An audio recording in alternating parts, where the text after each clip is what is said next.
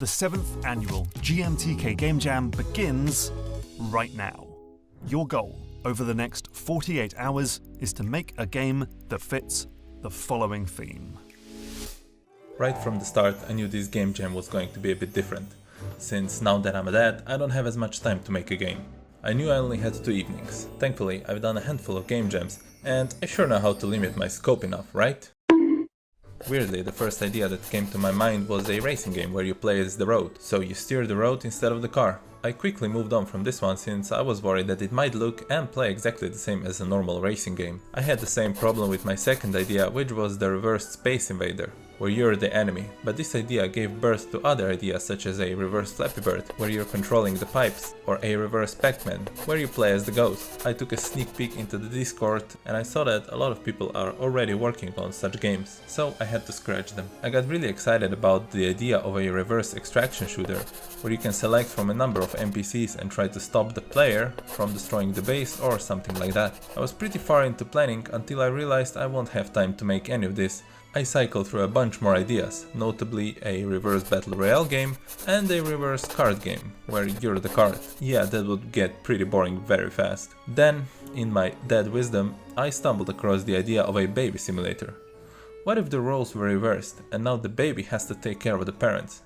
Oh, I saw it. You're a crawling baby calming down your parents because they are stressed from work. You have to take them shopping while they're complaining, and your diaper is getting more and more full. It was probably around 11 PM at the time, so I can't blame my tiredness for the fact that I decided to run with the idea.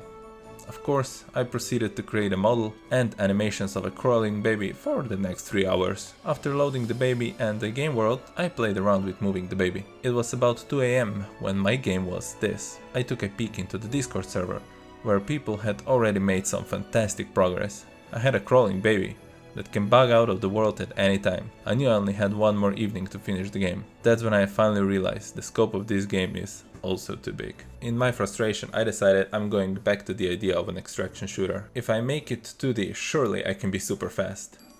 2 hours later, I was moving around the generic 2D world and mostly banging my head to the wall. The idea of giving up didn't stick with me, and I'm sure I can make a very simple game in one evening.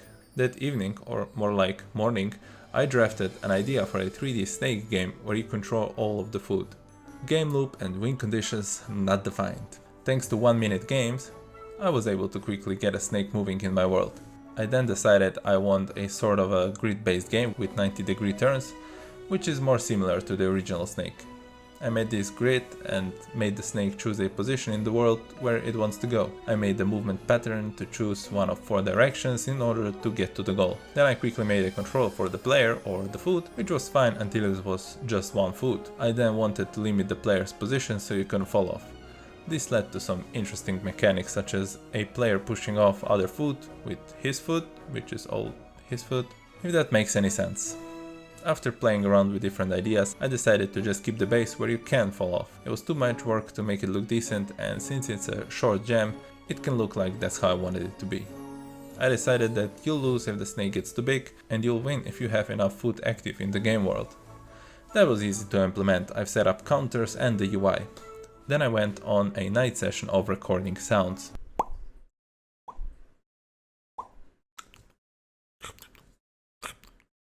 Threw those in and took a background music and a win-lose sound effects from the internet.